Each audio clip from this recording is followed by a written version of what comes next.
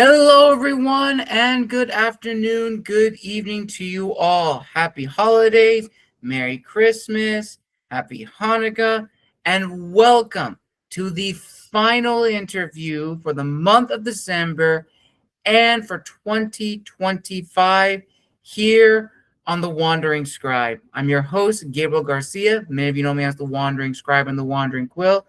And joining us today is another narrator from the Audiomazes family. Now, if you remember this guest from her debut interview in Into the Maze, this narrator is an incredible person. She is a jack of all trades, quite literally. She is a master of accents. She is incredible. She is so amazing. When I had the opportunity to have her on that show, viewers and listeners, it was just an incredible experience. And I'm so excited to have her here back on the show to tell you all about her journey as a narrator, some of the projects she's done this year, and possibly projects she has in the works for 2026. So without further ado, I am so happy to finally have this guest on my channel, making her official debut into the Wandering Scribe family, my good friend and fellow creative, Tegan Bourke. Tegan, welcome to the show. Thank you. Thank you for having me. Thank you for the lovely intro. I never know how to take compliments, so thank you so much. It's always wonderful to talk to you and actually, just get to introduce myself and introduce voice acting and what's behind the screen in the voice acting community. So thank you. No problem, Tegan, no problem. And before we dive into today's interview, as a little icebreaker question. Now, on your website, you have quite a prolific background in narration and voice acting. But I'm very curious, is there an aspect of your personality that not a lot of people know about? I mean, yeah, I'm very much what you see is what you get. I don't know if this is just an Australian thing or just a me thing. It is very much what you see is what you get, but like a lot of little bits and pieces that I don't really touch on because obviously, on my website, I keep it to what is pertinent to the job.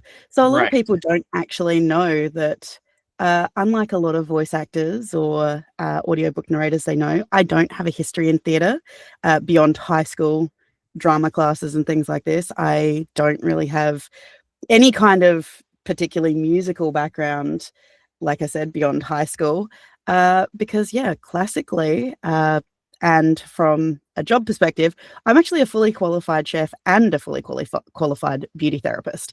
So I don't really cover those things because they're not really important. But yeah, that's actually where I kind of started my actual career, and it's something I don't really touch on a lot. So yeah. All right, all right.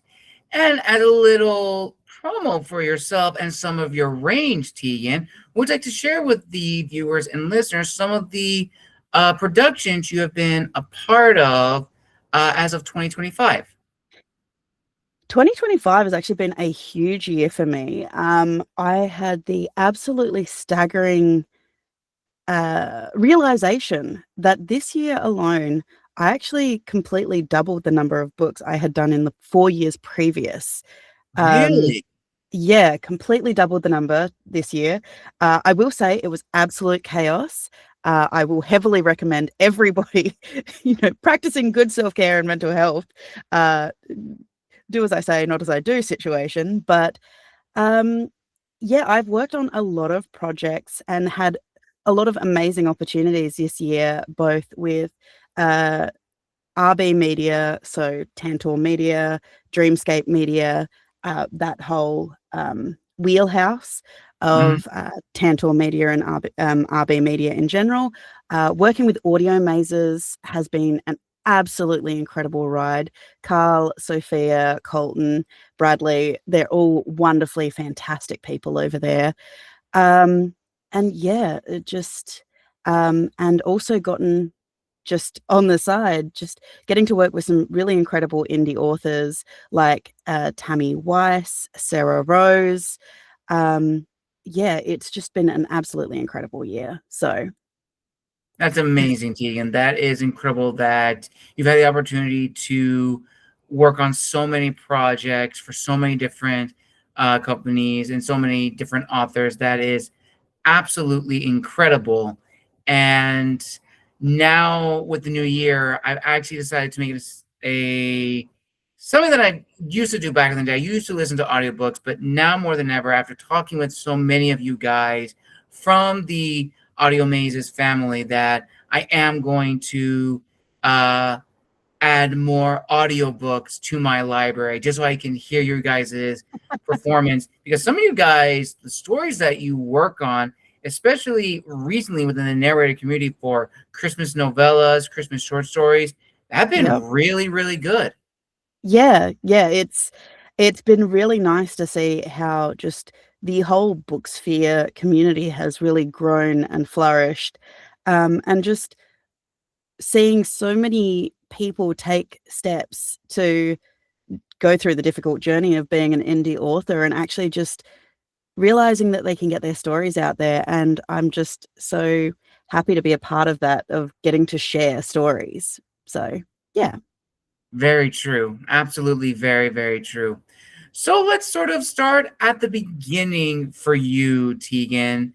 So, as you mentioned before, you also have a background in beauty, as well as also you mentioned that you did theater back in high school. But I'm very, very curious, especially for those that have not seen your interview on Into the Maze. But as a refresher, how did you get the acting bug? How did you know that narration and voice acting was the place for you? So I grew up in a small country town where I don't know if I'm fairly certain it's pretty standard across the world that when you grow up in a small country town, sports are basically life in those communities. Hmm. And I am not a particularly sporting person.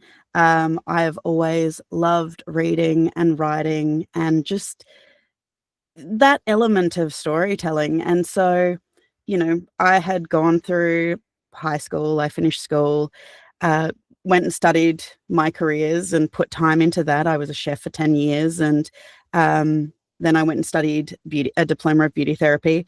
But it wasn't actually until I got married and had my kids that, because of the nature of my husband's work, it meant that I was the stay-at-home parent. And I never stopped enjoying telling stories and whatnot. And so, not long after the birth of my second child, I actually came across Critical Role on YouTube, and discovered Dungeons and Dragons. And I have to say, I was completely hooked. The fact that it was storytelling, getting to do voices, getting to do accents, it's just something that I've kind of always liked doing, but never really had an avenue into it. And it was through running Dungeons and Dragons games and whatnot and meeting a whole heap of people from around the world, that a few people turned around and introduced me to the fact that, hey, you can do audiobooks from home. It's not something you have to do from like a designated studio or a theater. And because I had gotten into streaming my Dungeons and Dragons games, I'd already started to get some of the equipment, just a basic USB mic and things like this. And so I kind of went, well, what have I got to lose? I audition for stuff and I don't get it. Nothing lost. So, and kind of the rest is history. As an Australian, I don't have access to ACX. So I was really fortunate to just get into the sphere before Find a Way was kind of absorbed as just a production platform. And I just managed to be really, really fortunate. I actually started doing a few little jobs initially to get some practice, learn how to edit my own stuff, because most newbie narrators and things like this, we edit all of our own stuff. It's very time consuming, but I didn't have any background in any of that. So I didn't know how to do that. So I started taking jobs on Upwork for like $10 a job and things like this. bits and pieces here and there. I did some anime, like anime YouTube short dubbing stories and stuff like this to get used to it. And yeah, then eventually I auditioned for a couple of stories on Find a Way, the Forever Veterinary Romance series. It's a lovely sapphic series surrounding a whole heap of vets, and they kind of center around a specific animal. So like Foxy Lady has a fennec fox in it. Think Puppy Love has a dog in it. You know, that's like the key component of the vets bonding over their love of these animals. And so I started there, and from there it kind of just took off. I didn't know what I was doing, but clearly people out there liked what I was doing. I think it really benefited me that I had a pretty solid grasp on an American accent, because most of my early work isn't actually done in my Australian accent. And it hasn't actually been until this year that I've been really fortunate this year that most of the work I've done this year has actually been in an Australian accent. So it's been nice not having to do that all the time. But yeah, it just, I got the bug, and I fell in love with bringing people's stories to life. And then I got really ingrained in the community and met all of the wonderful narrators that are out there. And just in our little sphere that we have, and realizing it's so big, it's such a big place. But just getting to be in the community and having that community and connection has really been helpful. For the most part, they are a wonderful community that is willing to help anyone who is willing to put in the time, effort, and work. If you know, as long as you do all of that, the community is very embracing and willing to help you. So yeah. Very true, and very well spoken, Tegan. So now let's sort of dive into the behind the scenes, the day-to-day life of a voice actor and narrator. So as you mentioned before, you are a mother of 2 children. And I remember asking this question with another fellow narrator and Wandering Scribe alumni, Amber M., who was also a parent. And I remember asking her this question of, as a narrator and as a parent, how do you balance out your schedules? And typically, from her answer and quite a few others, it seems to be the case that narrators do most of their work typically in the evening, especially for those that have little ones, because normally they will be asleep, leaving you enough hours to work and record. Is that kind of the same thing for you? Very similar. My kids are actually 9 and 11, so thankfully they go to school during the day. But I have so my husband is a fly in, fly out worker. So 2 weeks out of every month, he's not actually home. So I'm taking on that responsibility all myself. So usually, typically, and also I do like to bring awareness to this as well. I'm also chronically ill. I have a condition called POTS, or post-orthostatic postural orthostatic tachycardia syndrome, which means I have real issues being upright. But so my day does tend to start quite a lot slower. Usually I won't start recording until about midday. I will get in a couple of hours. A lot of people don't realize that voice acting is actually quite a high energy job, even though we're sitting a lot of the time, because the need for breath control, breath support. So I do have to break it down into a lot smaller brackets because my voice fatigues a lot faster. And you can kind of work against some of that with good technique, breath control, and things like this. And as you can probably hear, I'm a little bit croaky, and that tends to happen in the early mornings for me. So yeah, most of my work ends up being kind of in that I get a couple of hours in from 12 to 2, then from maybe 4 till 6 before I have to make dinner, and then probably then not until like 8:30, 9 o'clock until 11 o'clock, midnight. If I do have a deadline coming up, because I don't know how many voice actors you've spoken to, but I do tend to have a little bit of a problem with procrastination at times. Don't we all? Yes. So every now and then I do end up having to burn the midnight oil because I've left things just a little bit too late. But yeah, it just tends to happen that, particularly as well, even though I have a really well-designed booth and whatnot, recording at night is a lot easier because there's a lot less world noises. So you don't have to worry about people mowing their lawns, cars and things like that. They're a lot rarer. And just in general, it tends to be pretty quiet. But thankfully, I have a reasonably good booth here that it's not too much of an issue. But yeah, it just makes the most sense to get it done at night around everything else you have to do during the day. So Absolutely. Very true. Very, very true. And this actually is the beginning of our first fan question, one of many. And one of my viewers would like to know, what are your routines or rituals that get you ready for an average recording booth session? Do you do any throat exercises or singing, anything to get you ready for a recording session? So yeah, I do have a couple, not a lot, because most of my recording is spoken. Mhm. It's very rare that I do any kind of singing because there are kind of sometimes copyright issues and whatnot. So singing is not necessarily something I have to do a lot of, um, but I do warm up exercises pertaining to speaking. Mm. So these are straw exercises to help strengthen my lungs for breath control and whatnot, as well as just kind of warming up the vocal cords so that they're just a bit more pliable and able to do what I need them to do. Um, Obviously, as much as everybody else, I know every narrator is going to say this, drinking plenty of water. Dairy doesn't tend to bother me too much. I know some people avoid dairy, but usually I have my coffee and then I'll kind of do my recording and whatnot. But I almost always keep like a bowl of cut up apples for the while I'm recording, just to help with some of that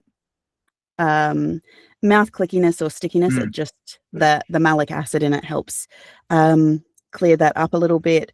But I do also have a little personal vaporizer. So in between the downtime areas, I will do that to try and keep just my throat hydrated and whatnot. And yeah, just take as many breaks as I need. And sometimes that practice is just going, today is not the day.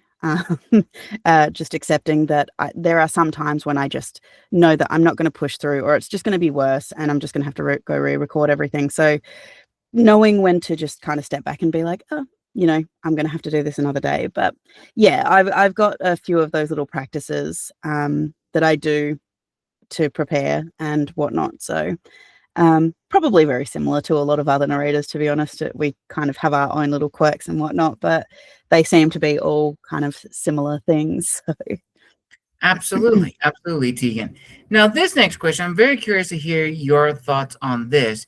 So, from a writer's perspective, when we write stories, we try to write characters in a way that make them feel authentic to the world that they belong to, while also highlighting their complexities. When that's transferred over into the world of narration and voice acting, how do you emulate those two things, the authenticity of the character and their complexities? And can you give us an example of a story that you've worked on recently or one you've done in the past that really highlights this duology?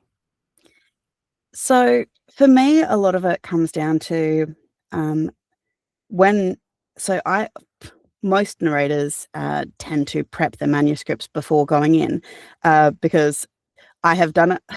It has happened to me once where I've gone, jump in, all good, did not prep, and then got part way through and realized, oh, firstly, this whole character arc, this surprise that happened, oh, this was set up like ages ago, and I should have done that a bit differently. So, prepping your manuscript has become a big part of what I do, but a big part of that is also wanting to understand why characters do things. Um, it, audiobook narration and voice acting is just as complex as any other acting job, because you want to know the characters you're portraying, you want to understand their motivations so that you can portray them correctly. And a lot of that is, and unlike traditional acting, the audio medium, because you don't have visual cues for the listener, that emotion has to really be carried. And so we do tend to push the emotion a little bit more than you normally would if you were just Mm. speaking to someone, just so that carries a little bit more. But a big part of that is right down to, like, I know some people can cry on cue. Kudos to those people. I am not one of those Mhm. people. I'm not gonna lie, I have certain songs I listen to, or also certain YouTube videos that I will watch that will get me teary for little things, just like getting that vocal thickness of somebody who's quite emotional, going to cry and whatnot, because you can't fake that. So you do try to take it on as authentically as possible. So and this is where voice acting being quite a physical and high energy thing comes in, is the fact that you do want to make that come across. And so this is everything of looking at the dialogue tags and whatnot. So, turning around and saying that, oh, she choked out. You want to make sure that that comes out. You don't want to just deliver the line. You want to actually Mm. be emotional in that scene. And so it's not uncommon that audiobook narrators do really, and I know that this happens in any kind of acting genre, but some scenes will be incredibly heavy to narrate because you have to feel it, because all of that physicality still comes out in the body. So sadness is carried in the body, anger, all that kind of stuff is carried in the body, and you can hear that when you speak.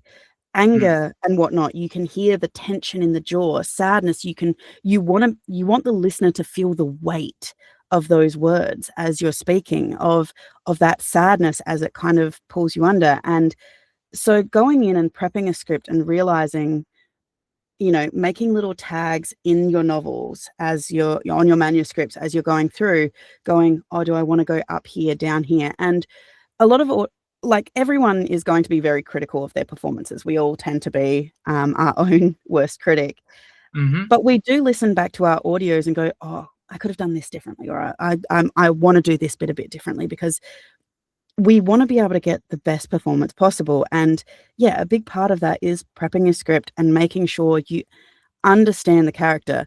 After you've read the manuscript, reaching back out to the author and going, hey, do you have any, like, character notes you want specific to this character, if Right. it's not, like, carried into the text?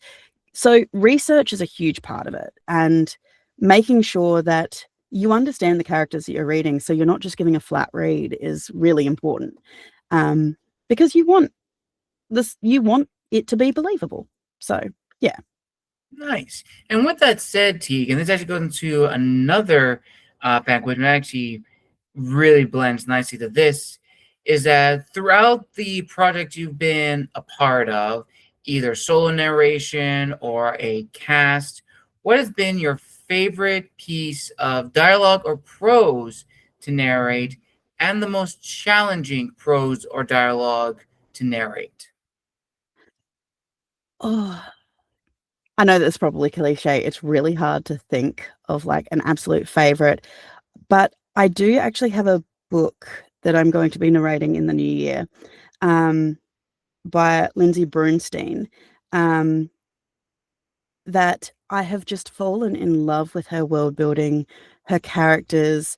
They're just so earnest and believable, and I really enjoy bringing out stories like this where you can tell that the author has really fallen in love with their work as they've produced it. And this particular book, just the relationships between the characters are just have made me really, really happy and really excited to narrate.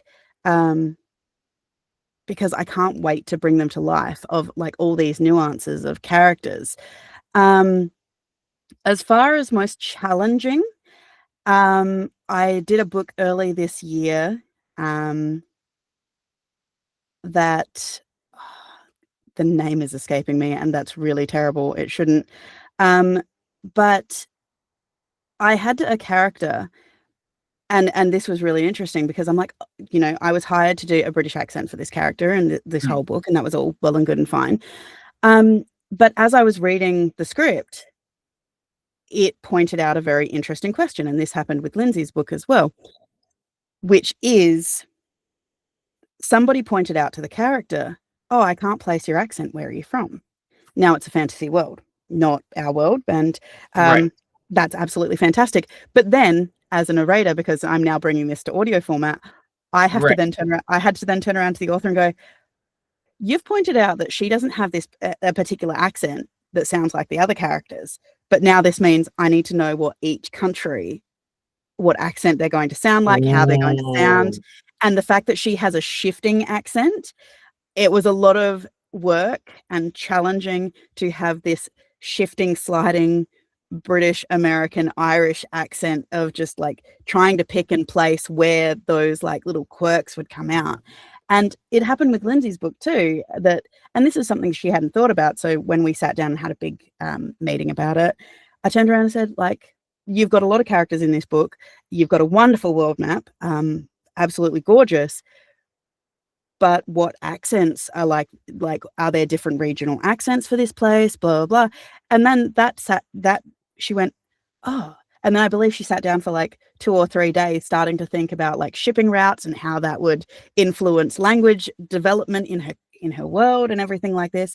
Because even though it's a fantasy story, we have to use real world association of languages to figure out how that's depicted. So yeah, it's a lot of fun and it's really exciting to work through those challenges of when you're building a fantasy story, thinking about, oh, well, what do the characters sound like? And if you are going to acknowledge that a character has a weird accent in the book and have the characters acknowledge that, now telling your audiobook narrator, you have to be able to tell them, hey, this is why the accent's different, or this is the different accent, and blah, blah, blah. And it's something that isn't necessarily thought about, because when you're reading it, you're not thinking about that. It's just a kind of not necessarily a throwaway line because it's integral to the character's description and their building, but you don't think about how that's going to play out in a physical kind of sense. And it's a lot of fun to kind of work that out. So yeah. Absolutely. Absolutely.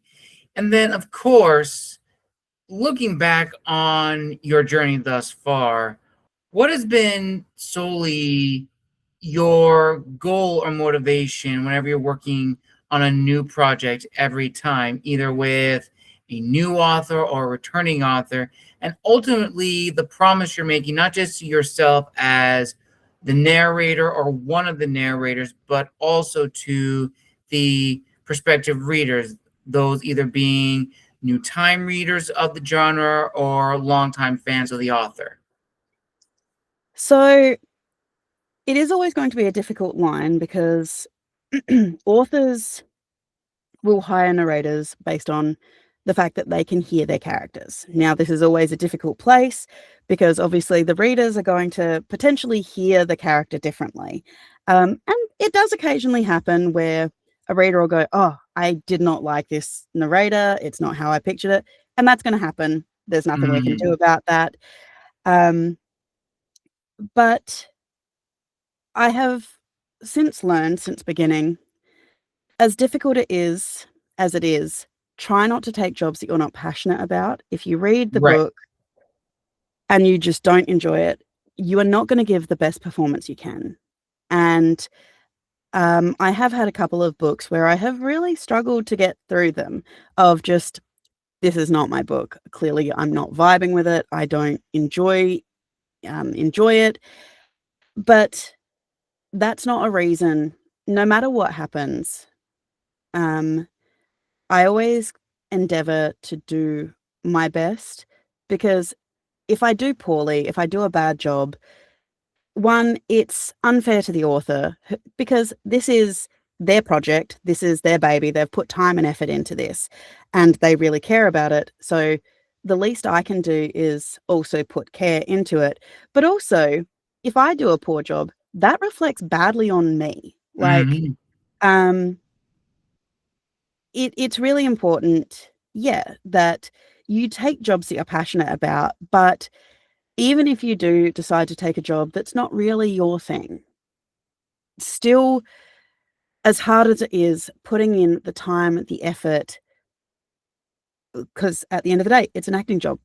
Yes. Act, basically. But you're always going to get the best result if you actually like what you're doing. But yeah, a big vow is the realization that the author has spent a lot of time and effort writing this book. The least I can do is put in the time and effort to bring it to life the way that they deserve to have it brought to life. Because it is very much if the roles were reversed, I want people to treat what I do the way that I treat others. And I know that Mm-hmm. that's probably a very millennial kind of concept, but you know, treat others the way you want to be treated. And because it is a creative sphere, I think it needs to be recognized if it isn't heavily already recognized. Authors are putting their hearts on their sleeves by publishing books. It's hard work. I myself am in the process of having written a first manuscript and going through the whole process of it needs work. I'm aware it needs work and it needs to be built out and fleshed out and things like this. And realizing that is terrifying. Mm-hmm. Putting something that you have spent so much time and lovingly created out there for other people's opinion, because once you put it out there, you can't control other people's opinions. No, Not everybody is going to like it. Not everybody is going to be kind about it. that is true. And so the most you can do in those situations is, give it the time and effort that it deserves. Like, even if it's not your thing. So, yeah. Very true. Very true. And of course, as every creative knows, we also have some off days. We have days where we either can't create or, we just can't get everything down on paper or in the world in case of narrators and voice actors. Yep. Either may have forgotten the accent or voice for one character, line of dialogue did not flow well. You just can't get, like, for whatever reason, alliteration, particularly in the Australian accent, alliteration becomes very, very difficult at times, because we have quite a lazy accent. We drop a lot of stuff, especially in the very generic Australian accent. Mm-hmm. So alliteration, especially R-based alliteration, becomes very difficult in the Australian accent. And just some days I'm like, ooh, I'm sitting here for 15 minutes trying to get this one line, and it's a bad day. Absolutely. So this is a two-part question, Tegan.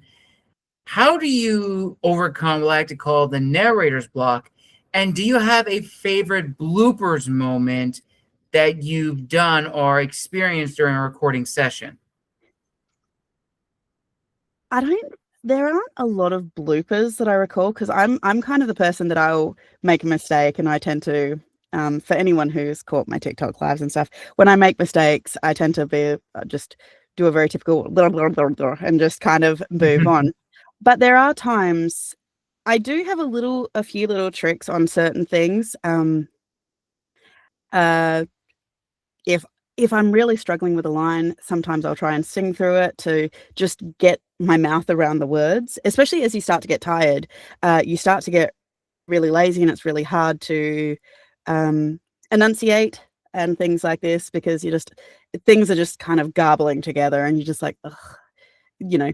Just like anything, don't narrate tired. Because it is an engaging brain kind of activity.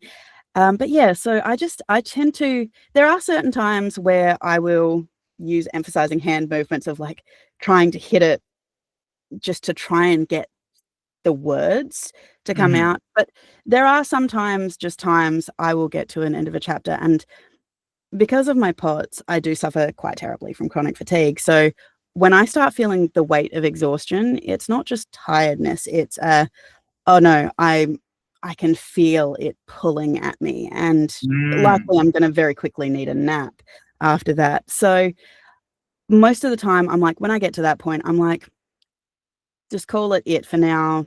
Finish up. I don't typically like to stop in the middle of a chapter, but sometimes it can't be helped. And yeah, just going back, and this is why it's really important when you're recording a book. For anyone new listening to this, when you're recording a book, do not move your microphone, do not play with any of your settings until you finish that book.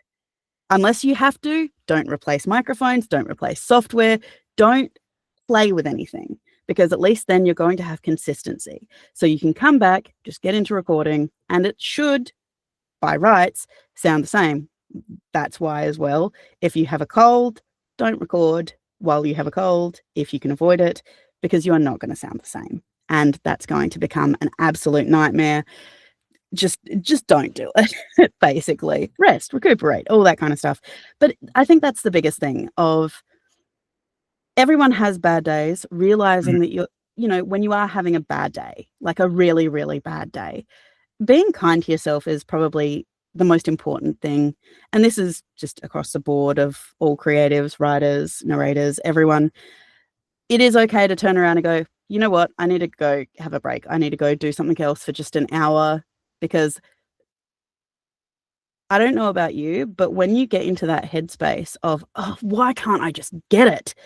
The more frustrated you are, the harder it is to try to continue. And you just can't, because everything in you is just now creating resistance, and you're not going to get it. It's going to come through in your performance.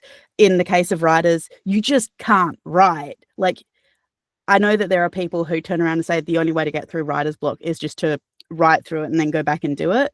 Right.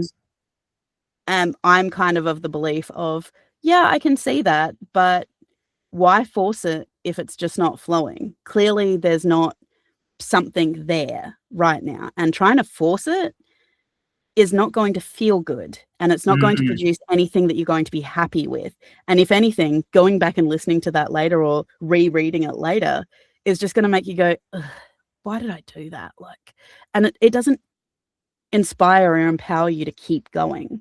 So taking a rest, being kind to yourself when that happens, I think is more beneficial. Of go outside, walk around, go appreciate a book, or just go do something else, basically, for a little while, just to kind of get your mind off it, and then come back to it once you've let that feeling kind of leave you. Because 9 times out of 10, even mispronunciations and things like this, 9 times out of 10, you'll come back and you'll do it first take and go, geez, why was that so hard? So yeah, just basically self-kindness and just rest where you can, basically.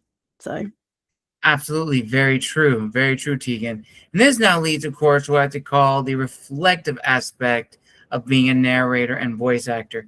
Now, I'm actually going to combine these two questions into one loaded one, because they really do flow well together.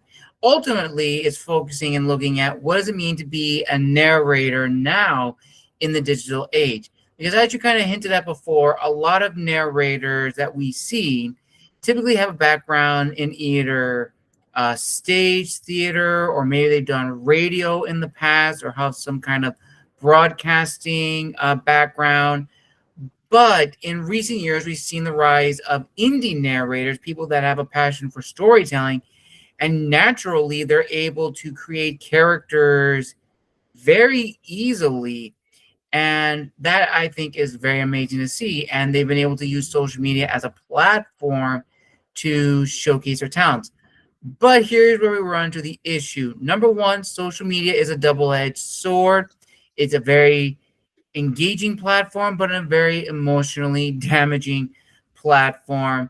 Very tiring, very nerve-wracking, and so forth. And as I've seen a lot of you guys do incredible performances on Instagram and your other socials as well, I imagine there are probably some days where you probably did not want to post that just because you may not were feeling it that day, but you want to keep a level of consistency of your brand and so forth.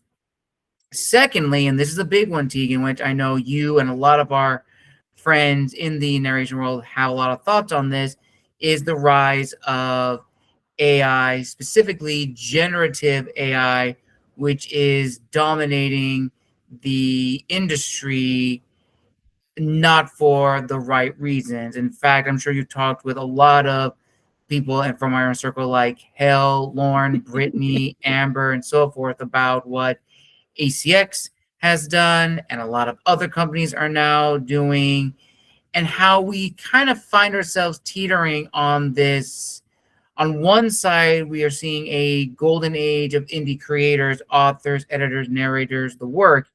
On the other side, we are seeing a rise of, and I actually like this term that one of my friends posted, is process creativity. I absolutely love that, because what AI is doing, generative AI, just wanted to add that, is that it is creating a false sense of creativity and mass producing it. And we see a lot of that now in YouTube commercials, ads for television, and now, of course, unfortunately, some books with AI narration. And that can be a lot for one person to really handle. So ultimately, Tegan, for you, not only as a narrator, but just as a creative individual, what has disciplined you to stay true to your morals and your code of ethics when looking at the industry and how it's kind of shifting on either side? So the social media side of things, first, I'm really bad at posting, because I'm a like, I understand that there's like a whole thing that you can do, like, you know, I understand that consistency is the biggest thing here. But 9 times out of 10, I'm like, well, I don't really have anything to say. I don't see, and I don't see the point of posting if I don't have anything to say. If I'm not going to be adding to the environment, I don't want to just create noise just to push engagement. And you know, this may cause, in certain situations, may cause me like certain things to suffer and whatnot. But I think it's more important that when I do put stuff out, I'm uplifting the authors that I'm working with and whatnot, and just engaging in kind of that, just purely because social media takes up so much of our time otherwise. My husband and son have ADHD, and social media is one of the worst things. My husband is late diagnosed. He's in his 40s, has that really fun, crippling mobile phone addiction that most self-medicating neurodivergents tend to kind of pick up when they kind of, because they kind of grew up with social media emerging and whatnot. And having to break that now is really difficult. And so knowing how much time you also lose to just doom scrolling or things like this, realizing, you know, I want to see stories. So I try to put out stories and stuff and talking about stuff that I want to talk about. Or, you know, I understand that not everyone wants to see the constant grind of, you know, look at my audiobook, look at this person's book and stuff like this.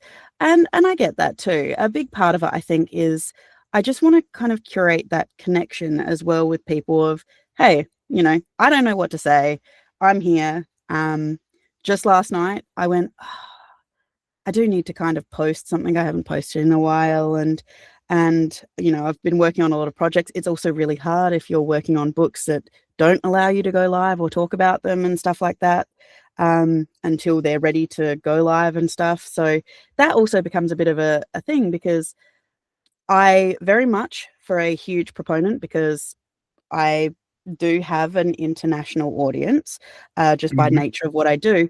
So now, I don't have much of a private social media presence anymore. My channels have very much become, like, my Instagram is an amalgamation of when I go out to cafes and stuff, I take photos of food and book posts.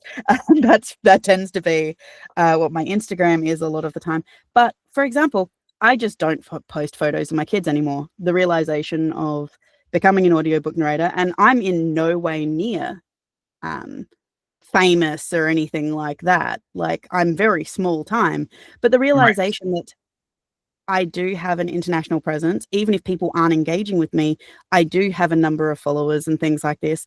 I don't want to expose my kids to that before they're ready. Now, living in Australia, we do have certain very different situations as well. So Australia has brought in an under 16 social media ban that started at the start of December. Now, whether or not it's going to work properly and things like that is completely up for debate. But I think that that's a huge, interesting thing. But the other thing is as well is the engagement that Australian creators tend to get over in America and things like this. It is a lot more difficult the other way. We see a lot of American stuff, but we don't necessarily see a lot of Australian created stuff, even in Australia. And so at times it does feel like we're not being seen by the same kind of audiences. And then this kind of brings it around as well that the AI situation. Now, I have had a lot of really interesting discussions that a lot of companies have had to come out and turn around and say, we can't say we're completely human only, because assistive AI is so integrated into everything we do nowadays. So audio plugins, even Grammarly or predictive text or spell checkers are all assistive AI. So you can't turn around and say we're human only from a legal perspective. And this makes it really, really difficult, because even if an audio company is only using human voices, they're doing all of the engineering themselves and stuff like this, there is still, with all the plugins and editing software and everything they use, there is an element of assistive AI in it. So making those claims legally, you're not allowed to make those claims. However, generative AI is absolutely appalling, in my opinion, from every perspective. Anything that is worth doing, that is passionate about doing, takes time and effort. Sure, you can be the most talented person on the face of the planet. You could be the most talented writer, talented painter, talented voice actor. Talent only takes you so far if you do not practice. Yes. And I am a big believer, I have always been a believer, that everyone can sing. Not everyone can sing well, but everyone can learn to sing well. If we were all given the same opportunities, i.e. endless amounts of time that we could just put into creative pursuits, think about how many people would sit down and write and draw and sing and just follow those passions because they have the time and effort to put into it. And that's what it comes down to. Like, everyone can draw. Everyone's style is going to be different. No, you don't have to have the same style as anybody else. Even audiobook narration, you don't have to sound like somebody else, because your voice is going to be unique. And there are going to be people out there who love your voice and love what you do. A really good example of this is Gilbert Gottfried, was Iago in Aladdin. He has a very unique voice that you wouldn't necessarily, if you heard them out and about, you wouldn't go, oh, that's a great voice, I want to hear that. But he made a career having that voice. So turning around and saying, oh, I don't have a voice for audio and stuff like this is nonsense. It is just practice. As I pointed out, I have very rudimentary theatre and music background, but that hasn't stopped me from, researching, learning. Some people, I know that a lot of American narrators and narrators in general love coaches and things like this. I have not necessarily been in the position to be able to afford a coach or things like this. There are plenty of YouTube resources out there. There are plenty of people you can talk to. There are plenty of free resources that you can do to learn and grow and things like this. And so, again, in Australia, we have we have a slightly different situation because obviously the Australian government has also ruled that AI is theft, and so has ruled that Australian works cannot be used to train copyright models, to train AI models. So we do have a slightly little bit of a different situation. However, I work in an international market. So that becomes really hairy, doesn't it? And I had a really interesting conversation the other day with a wonderful narrator friend of mine who turned around. They have a background in marketing and things like this.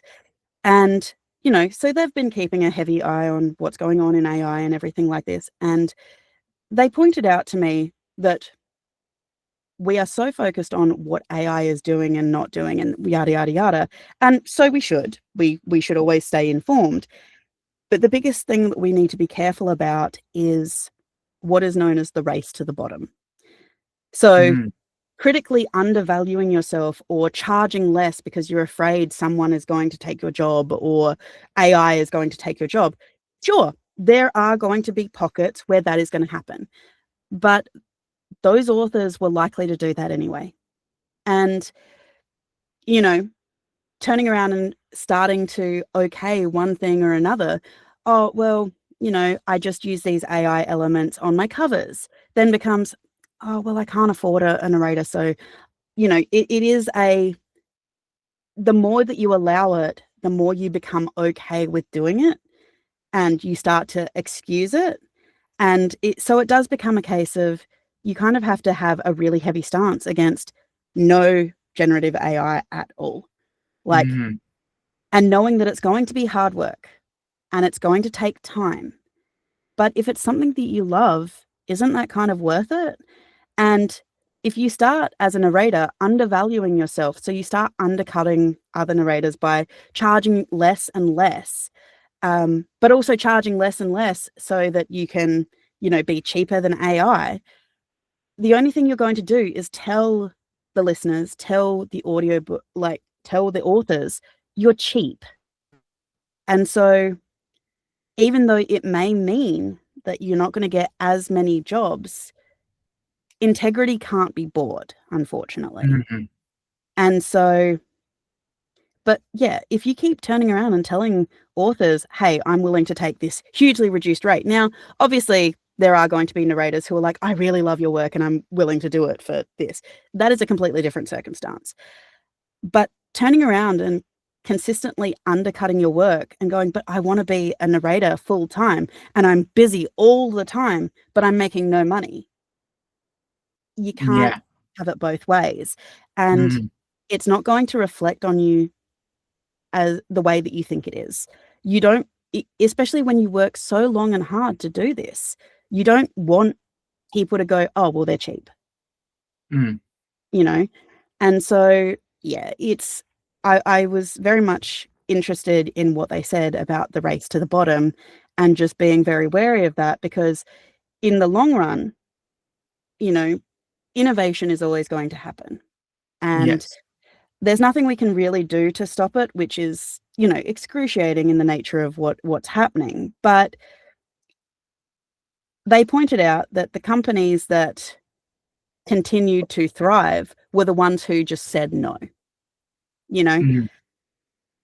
because at the end of the day, you're always going to find your market that appreciates it. And we have seen a lot of backlash from authors and narrators and artists and even consumers, for whatever reason, being the fact that they prefer human voices or from an environmental standpoint. So it does mean that there is going to be a market there for it.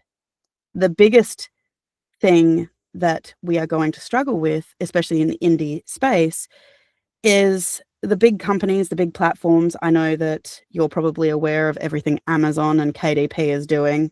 The fact is, as narrators, yeah, we need to ask our worth, but at the same time, we also need to stick up for our authors, because publishing books, even especially going indie, it's not cheap. And anyone who is under the illusion that just going indie is cheaper, no, it's not. it just means you're shouldering all that cost yourself. And authors deserve to be paid for their work. And narrators too. Well, and narrators too. But it is an ecosystem that supports itself. Authors make more, therefore they're going to be able to pay narrators more. And it becomes this wonderful cycle of, and the problem is when you have one or two large companies who are controlling how that happens, it's hard not to become discouraged in that kind of environment. But the best thing we can do is stick together. And I know that there are some wonderful people that are starting to do some real overtures into creating new distribution platforms. I believe Atlas Creed is looking at starting a new distribution platform. I know that Hell has been working on something for her books as well, and that kind of stuff. So I think what we forget as humans is we are all innovators. We are all capable of doing more. And all that's happening is with these big companies is it's making us realize, don't get complacent. They don't have to be the only method. If we can't go the way that we want to for visibility, go wide. Yes, it means we're going to have to push a lot more. We're going to have to do this. But again, it comes back to, if it's worth it, the work is worth it. So very true, Tegan. And you kind of just answered the next set of questions I was going to ask, which were all marketing-based questions, but you just kind of answered all of them, even kind of before too. So that now leaves me with this last question before we get into the final two questions. And this is a question that you may have seen her. She's actually in the chat, on our group chat. She is another narrator and also another member of Audiomazes, but she gave me a statement that I would love to hear your thoughts on as another narrator. And she said, as what she has seen from her own experiences, in the world of narration, audiobooks, and voice acting, there is a clear distinction and subtle hierarchy in the sense. And as she explained, she broke it down saying a narrator can become a voice actor, but a voice actor cannot become a narrator. I would love to hear your thoughts on this particular question and whether or not you agree with this statement. So in terms of the hierarchy, to a certain degree, yes, lightly so. I am not a big believer in that people have to earn their stripes or anything like that. I think that that's a bit of a high school mentality, having that opinion that just because someone's new doesn't mean that they need to, like, just sit down, shut up, because everybody can come into this from a place of value. Like, you could have somebody who has been in the community theater and all of this kind of stuff for years, and so come in with some really, really good information. I think trying to adhere to this hierarchy of, well, you're new, so sit down and learn kind of thing is not necessarily helpful, because we can learn new things that we didn't realize, and being open to learning at any stage, I think, is really important for your growth as a narrator and a voice actor. Now, I did start as a narrator, but I did voice acting through Dungeons and Dragons and stuff like this prior to it. And I have now started to move into the voice acting sphere. But I don't agree with that a voice actor can't become a narrator, because I think it comes down to, there are different types of books for every kind of person. It just depends what the author is looking for. Because that's like saying, for example, one of my favorite audiobooks at the moment is the Dungeon Crawler Carl series. Jeff Hayes is an incredible voice actor. The voices he does, absolutely phenomenal. The characters are all unique. It's really fantastic storytelling, you know, and it is very theatrical. And we are starting to see the rise of more full cast audios as well. And the part of that is people want to hear the characters acted. So it means that you need to have more of a demographic of being able to act as well. So what it comes down to, in my opinion, is you need to be able to tell a story. So where the fine line becomes is you need to be able to read the exposition and make it sound interesting. So obviously not just a flat read. And I think people can do that. I think it comes down to attention to detail. You can have a voice actor go into it, but again, it just depends on the author you're producing for. Because not every book is going to want you to have, like, you're not going to listen to a nonfiction and want, you know, or a memoir and hear all these different voices and things unless it's a very specific kind of memoir. You know, you want gravitas and things like that to it. But I think every kind of voice actor, narrator has their kind of place. It just depends on what the author wants. And because I've also seen, like, in working in audio productions and stuff like this, watching narrators struggle to voice act because they are vastly different fields. I know it doesn't seem like it, but they are, because voice acting is a lot more physical insofar as you need to provide a lot more performance. So all of a sudden, having worked on Audiomazes as well, that does have a lot of like background noises and like, for example, for an audiobook, I don't have to sit there and worry about, like, you've got to do a bit more of a theatrical scream or a yell because it still needs to be audible. You need to be able to hear the words that are being spoken, and audiobooks are held to a different standard because you need to deliver the lines the way the author has written them, kind of circumstance. Whereas voice acting gives you a bit more of a free range that you can sound more like a person, if that makes a lot more sense. Yes.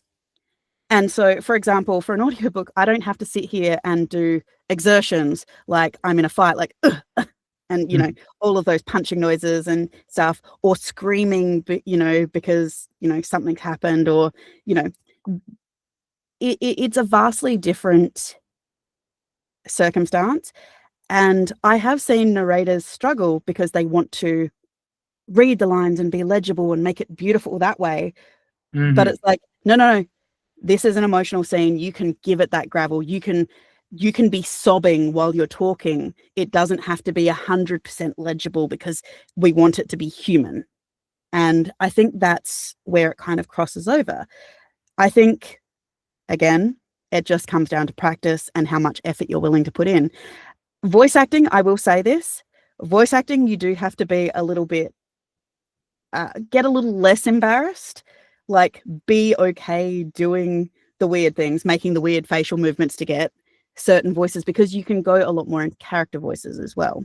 And so you can really extend it, and it becomes a very physical manifestation of, like, I've done voices where I'm like, oh, I need to, like, when, you know, I need to find, you know, the 17th voice in this particular scene and everything like this. And so, like, doing things where you push on your face or make weird faces or, you know, hold your nose or do certain things, all of a sudden become a real thing that you wouldn't necessarily do in an audiobook because it's got to be sustainable.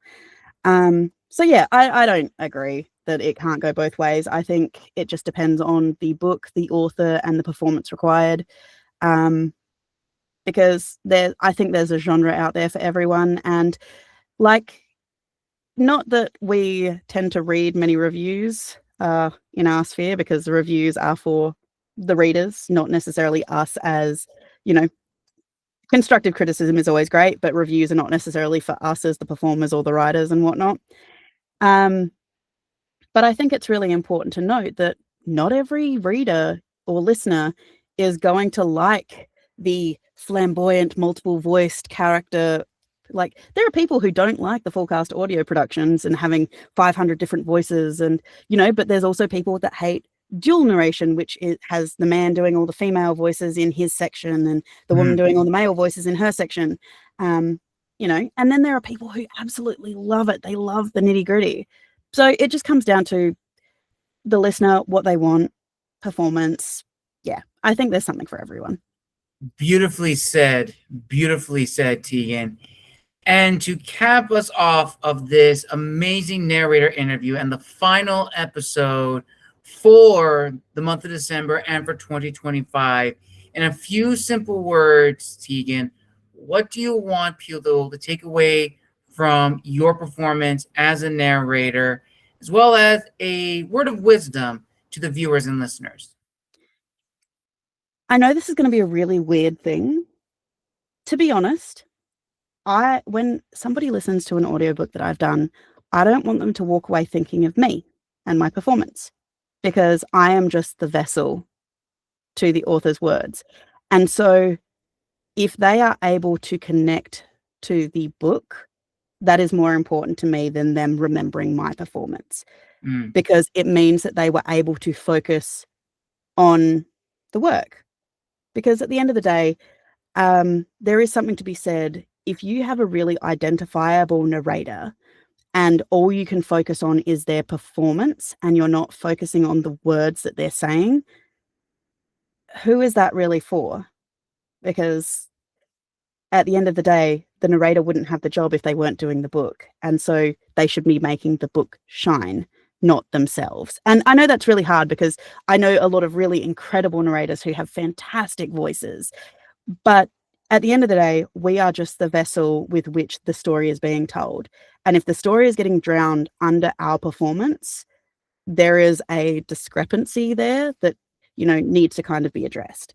But overall, as long as people walk away listening to anything I've done going, I really enjoyed that. Like, hopefully they've picked up a story of mine that they actually want to listen to or like listening to. And they walk away going, that was really good. I really enjoyed that story. That's what matters to me. Like, at the end of the day, it's more important that they enjoyed the process of engaging with books. And I'm not a snob that turns around. I don't care if you read. I personally prefer to read like a physical copy of a book, if I can, a hard copy, because God, I love a hardcover book. But if someone wants to read digital because that's what's accessible to them, or like, for example, my son, ADHD, cannot sit down and read a book. He can read really, really well, but he hates sitting down reading a book. Graphic novels are just as much as reading as anything else. Audiobooks are reading just like anything else. And I think it's more important that people are taking the time to consume literacy in whatever form that is accessible to them. That is more important. Telling stories is important, because that is human connection, in my opinion. Beautifully said, Tegan. Beautifully said. And on that note, viewers and listeners, we conclude this amazing narrator interview here on Tales from the Wandering Scribe. I want to give a huge thanks to my friend Tegan for coming on the show, making her official debut. Tegan, where can people find you on social media if they want to reach out and connect, as well as check out some of the projects you've worked on for this year and looking forward to for 2026? I keep it pretty simple. You can find me on Instagram and TikTok under @TeganBourkeVO for both. I usually cross promote the same videos across both platforms, so wherever you catch it, you can see what books I've been doing or what books I've done, little snippets there as well. Occasionally I do go live. I don't really announce it, so if you catch me kind of situation. But if you're wondering on what books I have done, you can find most of my books on Amazon or Audible, or just check out my website, teganbourke.com. Awesome. I will link all that down below in the description of this video. And if you want to hear Tegan's performances in some Audiomazes productions, I will also tag that down below in the description of this video.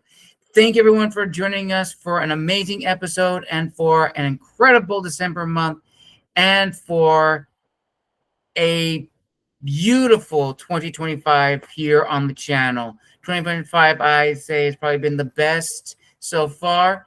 And I want to give a huge thank you to everyone who's been on the show, editors, narrators, authors, historians, students, everybody. Thank you all so much for making 2025 an amazing year for the channel.